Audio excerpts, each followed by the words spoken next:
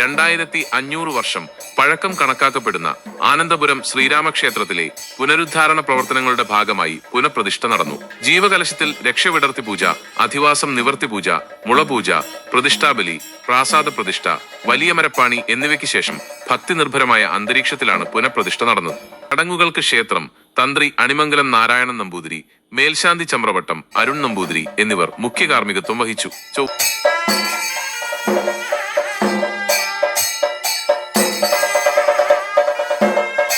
ചൊവ്വാഴ്ച വൈകിട്ട് ചതുർത്ഥ സ്നാനത്തിനുള്ള ബ്രഹ്മകലശ പൂജ, കുംഭേശ കർക്കരി കലശ പൂജകൾ, പരികലശ പൂജകൾ, അധിവാസ ഹോമം, കലശാധിവാസം എന്നിവയുണ്ടാകും. നവീകരണ കലശത്തിന്റെ സമാപന ദിവസമായ ബുധനാഴ്ച രാവിലെ നട തുറന്ന് ദേവനെ കണി കാണിക്കും. തുടർന്ന് സൃഷ്ടിതത്വ ഹോമം, തത്വകലശ പൂജ, കലശാഭിഷേക പൂജകൾ, വലിയ മരപ്പാണി, തത്വകലശാഭിഷേക പൂജ, പരികലശാഭിഷേകം, കുംഭേശ കലശാഭിഷേകം, ബ്രഹ്മകലശാഭിഷേകം, അവസൃത പ്രോഷണം, ശ്രീഭൂതബലി എന്നിവ നടക്കും. ഉച്ചയ്ക്ക് പ്രസാദ ഊട്ടും വൈകിട്ട് കൊടകര ഉണ്ണിയുടെ നേതൃത്വത്തിലുള്ള പഞ്ചാരിമേളവും ഉണ്ടാകും.